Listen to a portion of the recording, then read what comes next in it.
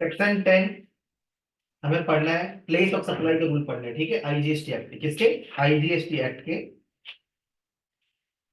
अगर आपका place of supplier and place of supply same state में है तो क्या होगा, इंट्रा स्टेट। अदरवाइज क्या होगा, डिफरेंट स्टेट में है, डिफरेंट यूनियन टेरिटरीज में है, तो क्या कहलाएगा आपका, इंटर स्टेट। तो सबसे पहले आप पढ़ेंगे प्लेस ऑफ सप्लायर होता क्या है, what do you mean by place of supplier.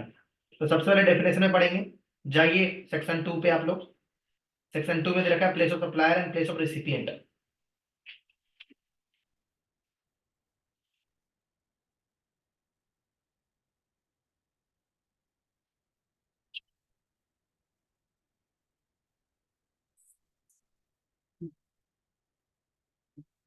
ये रहा, location of supply of service, देखिएगा आप। सबसे पहले क्या होगा इसका, प्लेस ऑफ सप्लाई क्या होगा, लोकेशन जहां पे है। कौन सा होगा लोकेशन इसका, where a supply is made from the place of business for which registration has been obtain. जहां से रजिस्ट्रेशन ऑब्टेन किया गया है सप्लायर के केस में, सबसे पहले वो जो बिजनेस है, जो एड्रेस दिया गया है, वो प्लेस ऑफ बिजनेस कहलाएगा इसका, किसका, सप्लायर का। अगर वो रजिस्टर्ड है तो वो वाला एड्रेस, मतलब शॉर्ट में बताऊं तो रजिस्ट्रेशन सर्टिफिकेट निकाल लेना। रजिस्ट्रेशन सर्टिफिकेट में जो एड्रेस दिया हुआ है वो उसका क्या होगा, place of place of supplier का माना जाएगा, ठीक है। नेक्स्ट आता है where supply is made from the place other than the place of business for which registration has been obtain. इसे फिक्स इस्टेब्लिशमेंट कहा जाता है। The location of such fix establishment, कहा जाता है कि अगर आपने रजिस्ट्रेशन एड्रेस के अलावा किसी और जगह से सर्विसेज दी है तो वो जो जगह है वो क्या माना जाएगा, लोकेशन ऑफ सप्लायर। सप्लायर बोल रहा हूँ, सप्लाई नहीं, लोकेशन ऑफ सप्लायर। जैसे हम यहाँ पे हैं, हम हमारा एड्रेस ये वाला टीकेसी प्लॉट 65 रजिस्टर्ड है, तो हमारा एड्रेस ये है, ठीक है। सप्लायर का एड्रेस ये है, लेकिन अब मैं सर्विस देता हूं जाकर कहाँ पे, मुंबई में, कोल्हापुर में, राजस्थान में, ठीक है। तो अब वो प्लेस ऑफ सप्लाई हमें डिटरमाइन करना है। अगर मान लो प्लेस ऑफ सप्लाई, अगर मान लो मैं नोएडा में देता हूँ तो भी इंटरेस्टेड हो जाएगा। अब मैं यहाँ पे देता हूँ, सीपी पे देता हूँ, नॉट प्लेस में देता हूँ, तो अभी जो मैं सेक्शन 10 पढ़ना है वो प्लेस ऑफ सप्लाई बताएगा। अभी जो मैं बता रहा हूँ आपको, बता रहा हूँ सप्लायर का एड्रेस कहाँ पे है। सप्लायर रजिस्टर्ड भी हो सकता है, रजिस्टर्ड भी हो सकता है। रजिस्टर तो वो एड्रेस ले लेंगे, रजिस्टर के अलावा किसी और जगह से सर्विस दिया जा रहा है तो वो एड्रेस हो जाएगा। उसके बाद आता है where supply is made from more than one establishment. मतलब एक ऑफिस यहाँ पे है, एक हमने द्वारका में रखा है, द्वारका के अलावा एक सीपी में है, एक हमारा सीपी के बाद उधर क्या बोलते हैं बसंत कुंज वगैरह में है।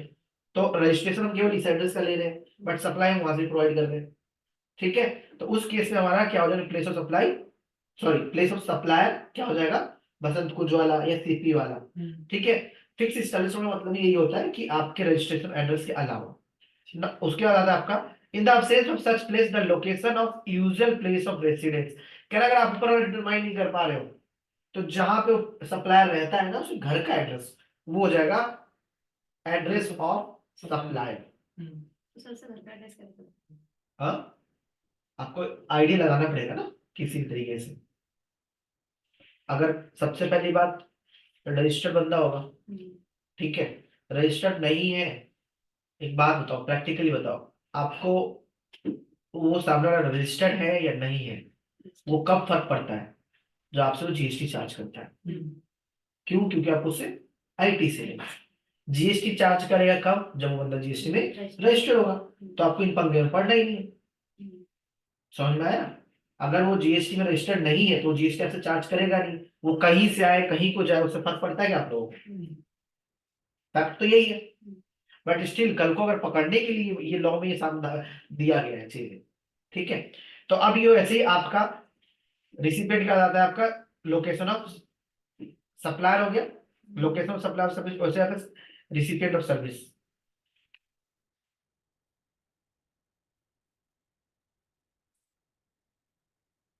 आई थिंक ऊपर होगा, देखना कहाँ पे,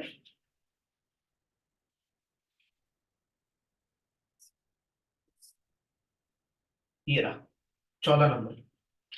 location of recipient of service means where a supply is receive at a place of business for which registration is obtain.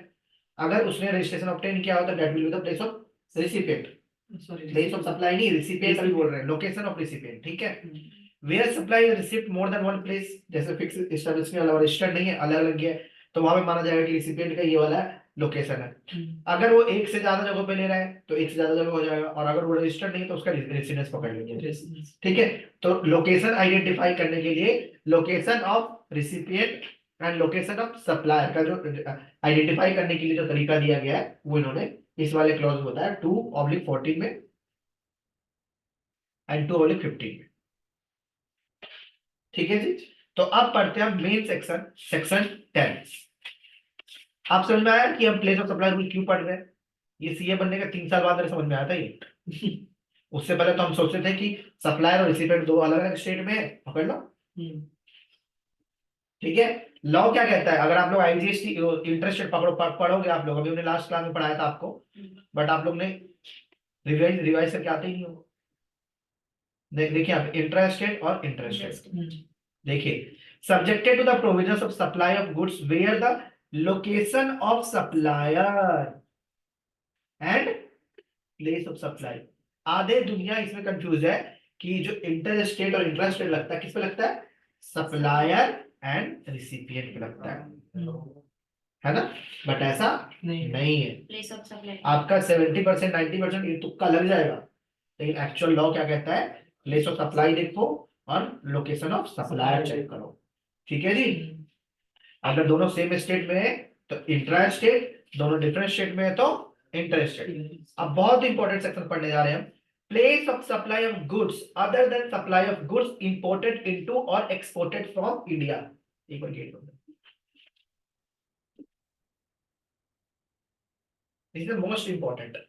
क्या कह रहा है सेक्शन 10 किस पे लगेगा, सबसे पहली बात गुड्स पे लगेगा, सर्विस पे नहीं लगेगा। और दूसरी बात अदर देन इंपोर्ट और एक्सपोर्ट पे लगेगा, मतलब इंडिया की टेरिटरी में ही ये सेक्शन लगेगा। कौन सा सेक्शन 10? सेक्शन 11 उसके लिए है, इंडिया से आने और इंडिया से जाने के लिए, मतलब इंपोर्ट एंड एक्सपोर्ट के लिए सेक्शन 11, ठीक है। सेक्शन 10 किसके लिए है, गुड्स के लिए, मतलब गुड्स के लिए दो सेक्शन हो गए 10 एंड 11, और सर्विस के लिए क्या है 12 एंड 30, ठीक है। तो बहुत इंपॉर्टेंट सेक्शन पढ़ते हैं। The place of supply of goods other than supply of goods imported into और exported from India shall be as under. सबसे पहले सेक्शन 11 का क्लॉज ये कहता है where the supply involves movement of goods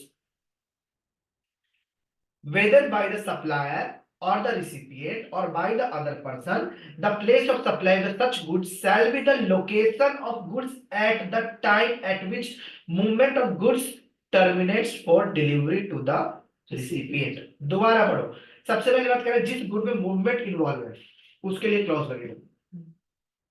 movement मतलब यहां से लेकर के किसी और जगह पे मुझे लेकर के जाना है, उस गुड्स को डिलीवरी देनी है, तो जहां पे डिलीवरी टर्मिनेट की जाएगी वो आपका प्लेस ऑफ सप्लाई है। दोबारा बोल रहा हूं, अगर आपका कोई द्वारका प्लॉट नंबर 65 जहां हमारा ऑफिस है वहां पे अगर आपका गोडाउन है, वहां से अगर आप लोग कोई बिजनेस सपोज करो बगल वाली बिल्डिंग में आपका मैन्युफैक्चरिंग का काम है, अगर आपको गुड्स लेकर के मानेसर डिलीवरी करना है, गुड्स लेकर के मुंबई में डिलीवरी करना है, गुड्स लेकर के सूरत में डिलीवरी करना है, गुड्स लेकर जम्मू कश्मीर में डिलीवरी करना है, गुड्स लेकर उत्तर प्रदेश में डिलीवरी करना है, गुड्स लेकर के बिहार में डिलीवरी करना है, गुड्स लेकर बेंगलोर में डिलीवरी करना है, तो प्लेस ऑफ सप्लाई क्या होगा, बैंगलोर, कोलकाता, जम्मू कश्मीर, जहां पे एक्चुअली में टर्मिनेट्स फॉर डिलीवरी।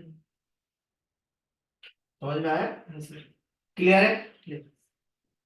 ट्विस्ट आया क्लॉज नंबर 2 पे, ये तो क्लियर है, जहां पे goods terminates for delivery to the receiver, clear है। आगे चलते हैं, clause B, B for Bombay, B for Bombay. अगर आप लोग थोड़ा सा पढ़ के आते तो अच्छे से क्वेश्चन पूछ पाते, लेकिन बाय डिफॉल्ट आप लोग पढ़ के सर आते। एक डाउट था। हाँ जी पूछो। सर जैसे अगर दिल्ली का है सप्लायर, उसने हाँ बॉम्बे में गुड्स बुलवाया कोई गोदाम गोडाउन में, और वहीं हाँ के वहीं सप्लाई कर दिया, तो हाँ, sir place of supply Mumbai मानेंगे कि दिल्ली? रिसिपिएंट कहाँ गया, सर रिसिपिएंट मुंबई का। तो फिर प्रॉब्लम कहाँ पे, हाँ सर, सप्लायर कहाँ गए, सप्लायर दिल्ली का है सर, उसने समझो से कहीं से बुलवा के मुंबई में कहीं से इंपोर्ट किया और वहीं की वहीं सप्लाई कर दिया। मतलब दिल्ली का सप्लायर है, दिल्ली से उसने सामान मुंबई में बेच जी। दिया, मुंबई में हैंड ओवर दिया, हाँ यहाँ और रिसिपिएंट भी मुंबई का है और हैंड ओवर भी मुंबई में दिया है, करेक्ट? जी सर, यहाँ से हमने कहीं से इंपोर्ट किया मुंबई में और वहां से उन्हें सप्लाई कर दिया, दिल्ली तक आया ही नहीं उसका गुड्स। ड्रॉप शिपिंग वाले काम हो गए सर। तो अपने क्वेश्चन को दोबारा पूछे, क्या सर? अपना क्वेश्चन दोबारा पूछिए।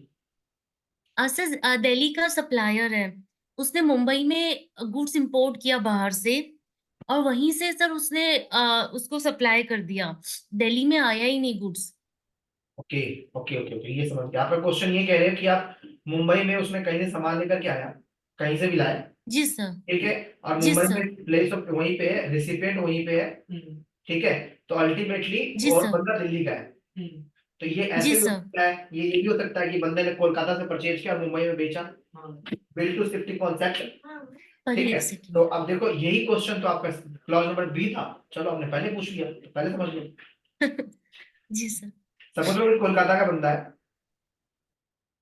और मैं दिल्ली से हूँ और सुमन मैडम मुंबई से है, वो तो जो कि वाकई में है, ठीक है। अब सुमन मैडम ने मेरे को बोला कि 1 लाख क्वांटिटी चाहिए मेरे को बोटल्स की, 10 का ईच, 10 लाख का हो गया डिलीवरी। अब मैं दिल्ली से, मेरे को दिल्ली से यहाँ भेजूं या कोलकाता से यहाँ भेजूं, सपोज करो कि मैं क्या करता हूँ, मैं मेरा जो जिससे मैं परचेज करता हूँ, उधर दिल्ली वाला परचेज कैसे करता है, कोलकाता से परचेज करता है और दिन आगे सोल्ड आउट करता है, हो सकता है, पॉसिबल है। ट्रेडिंग में तो ये होता है। मैं कोलकाता वालों को एक काम करूँ, भाई तू डायरेक्ट मेरे को उठा और यहाँ पे बेच, पॉसिबल है। अब यहाँ पे 2 सेल इन्वॉल्व हो रहे हैं। तो सबसे पहले मैं सुमन मैम को क्वेश्चन का रिप्लाई करूंगा। जी, मुंबई से आपने मेरे से परचेज किया है, आपकी केस के लिए सप्लायर कौन है? सप्लायर कौन है आपके लिए? बोलो बोलो। जी सर, दिल्ली। हाँ बोल। सप्लायर कौन है? नितेश फ्रॉम दिल्ली। और प्लेस ऑफ सप्लाई क्या हुआ मेरे लिए? मुंबई, जहां पे गुड्स एक्चुअली टर्मिनेट, 5 मिनट।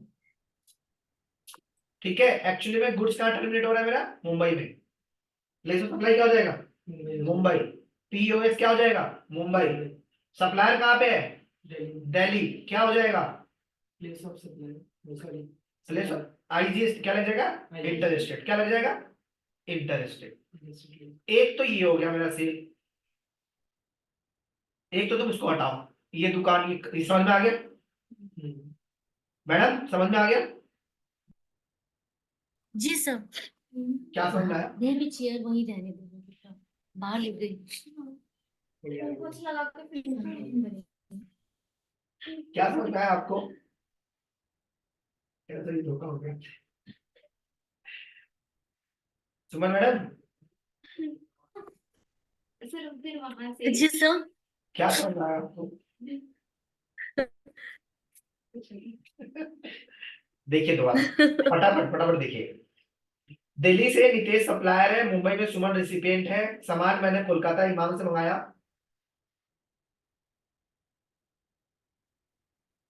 ये कहाँ से आएंगे पहले ये ठीक है। तो अब इसने कोलकाता से मेरे को डिलीवरी दिया मैंने मुंबई में, मतलब ठीक है। तो सबसे पहले सुमन एंड नितेश के बीच में सप्लायर है नितेश, रिसिपिएंट है सुमन, और प्लेस ऑफ सप्लाई क्या है? मुंबई। लगेगा इंटरेस्टेड आईजीएसटी। क्लियर है? Yes sir.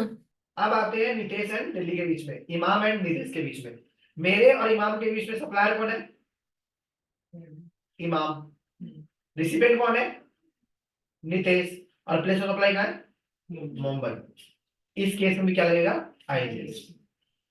हाँ, नॉर्मली एक कॉन्सेप्ट होता है बिल टू शिप टू पे। इमाम मेरे को बिल करेगा नितेश को दिल्ली में, bill to Nitesh and ship to Nitesh की जगह। नितेश जहां बोलेगा कि भाई ये सामान डायरेक्टली मुंबई पहुंचा दे, ठीक है। तो जब तुम लोग R1 बनाते हो ना बेटा, जब R1 बनाते हो तो R1 में एक अलग से लिखा हुआ आता है प्लेस ऑफ सप्लाई सिलेक्ट करने के लिए। वो इसलिए आता है कि जब इमाम अपनी रिटर्न फाइल करेगा ना, उस केस में बिल टू दिखाएगा नितेश ऑफ दिल्ली, लेकिन शिप टू कहा जाएगा तो उसमें लोकेशन ऑफ सप्लाई आएगा ना, प्लेस ऑफ सप्लाई, उसमें सेलेक्ट करेगा Mumbai. Place of supply Mumbai होगा। ठीक है, तो क्या हो गया अल्टीमेटली आईजीएसटी चार्ज हो जाएगा। यही है आपका क्लॉज नंबर 2। ठीक है, अगर से इमाम भी मुंबई का ही हो तो? ओके, इमाम भी मुंबई का हो तो आज मैं तैयार हो गया, नहीं लग रहा है। फिर से नितेश दिल्ली का,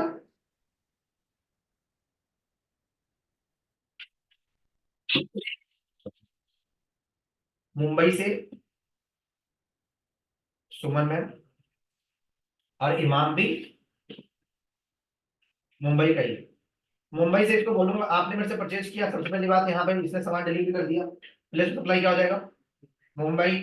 ठीक है, सप्लायर कहाँ बैठा हुआ है दिल्ली, क्या लग जाएगा आईजीएसटी,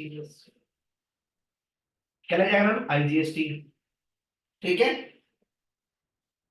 फिर से इधर आ जाओ, अब नितेश और इमाम के बीच में देखते हैं। नितेश और इमाम के बीच में सप्लायर कौन है, इमाम मुंबई में बैठा हुआ।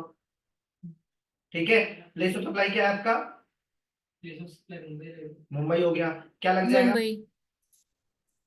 सीजीएसटी और एचएससी एंड एचजीएसटी लेकिन फिर दोनों कैसे करेंगे? लग सकता है।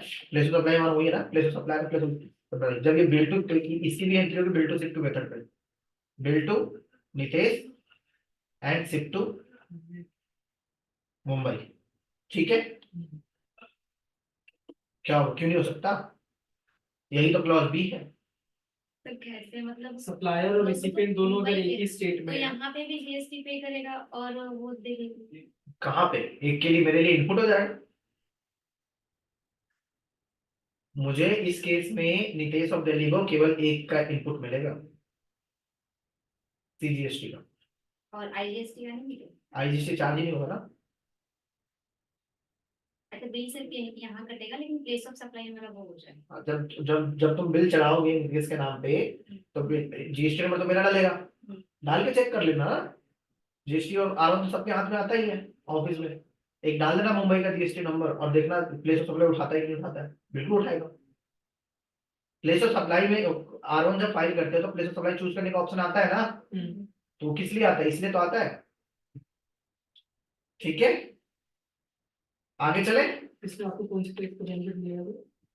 एक टैक्स का मिलेगा सीजीएसटी का, बट लोग तो दोनों ले लेते हैं, जब तक बात नहीं। क्यों, क्योंकि आप एक बात, तो सेंट्रल का तो आपको इनपुट मिल जाएगा, स्टेट में तो आपने पे किया मुंबई को, आपको इनपुट कैसे मिल जाएगा। ठीक है, इसलिए नहीं मिलता। इसलिए जब आप इसकी जब टू ए आएगा ना डाउनलोड करके देखना, टू ए में लिखा होगा उसमें अंदर कि आपको उसका आईटीसी नहीं मिलेगा। टू ए में लिखा होता है are you eligible for ITC, लिखेगा नो। हाँ सामने लिखा है।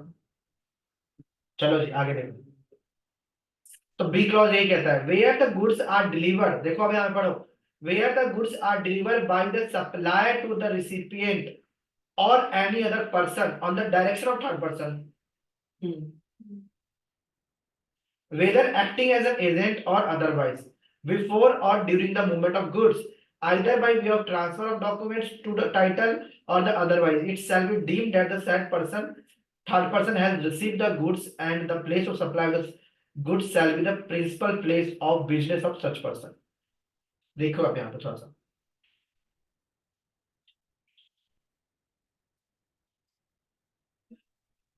एक सेकेंड थोड़ा सा ट्विस्ट है यहाँ पे, लास्ट में सप्लायर पढ़ना एक बार। Where the goods are delivered by the supplier to a recipient और any other person on the direction of third person. अब यहाँ पे देखो पहले क्या है, where the goods are delivered by supplier, इस केस में इमाम सप्लायर है, to a recipient Suman madam, और any other person on the direction of third person Nitesh Kumar ले लेते हैं, whether acting as an agent or otherwise before or during the movement of goods, either by way of, या तो movement goods की movement हो रही थी उस टाइम, या गुड्स की मूवमेंट के बाद या निकलने के बाद या पहले, क्या किया आपने रास्ते में ही सेल परचेज का एक्सचेंज कर दिया इनवॉइसेस और बोला यहाँ की वजह वहां भेज दो। ठीक है, it shall be deemed that the said person that has received the goods and the place of supply of such goods shall be the principal place of the such person. यहाँ पे ट्विस्ट आ गया madam, यहाँ पे देखो example में change हो गया। अगर देखो ये वाला जो मामला हुआ ना हम दोनों का, देखो सुमन मैडम है ना, हो आप यहाँ पे, वही मैं कह रहा हूँ प्रैक्टिकली मैंने केस देखा नहीं है। जी सर। इस केस में मैंने इमाम को बोला था कि मुझे दिल्ली में सामान चाहिए, ठीक है, लेकिन ड्यूरिंग द मूवमेंट ही मैंने बोला कि वहीं मेरे को डिलीवरी कर दो, मुंबई में डिलीवरी दे दो। तो इस केस में प्लेस ऑफ सप्लाई क्या होगा? सच पर्सन, मतलब नितेश का यहाँ माना है, थर्ड पर्सन है ना पे, the said third person has received the goods, ये माना जाएगा कि नितेश ने गुड्स रिसीव कर लिए, and the place of supply of the such goods shall be the place of the such person. मतलब दोबारा देखो, दिल्ली होगा फिर। हाँ तो इस केस में प्लेस ऑफ सप्लाई क्या हो जाएगा? दिल्ली। मैं वही कह रहा हूँ कि ऐसा सच आज तक प्रैक्टिकल क्वेश्चन तो मैंने देखा नहीं, ऐसा होता तो होगा। दोबारा समझा देता हूँ मैं।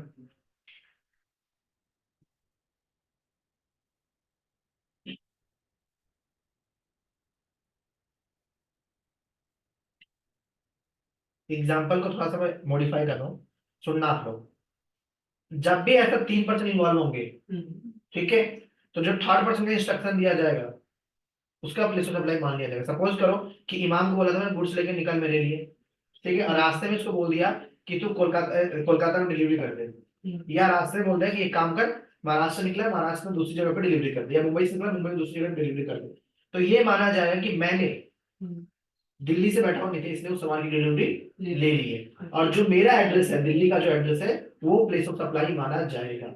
तो अल्टीमेटली फिर क्या लग जाएगा? आईजीएस।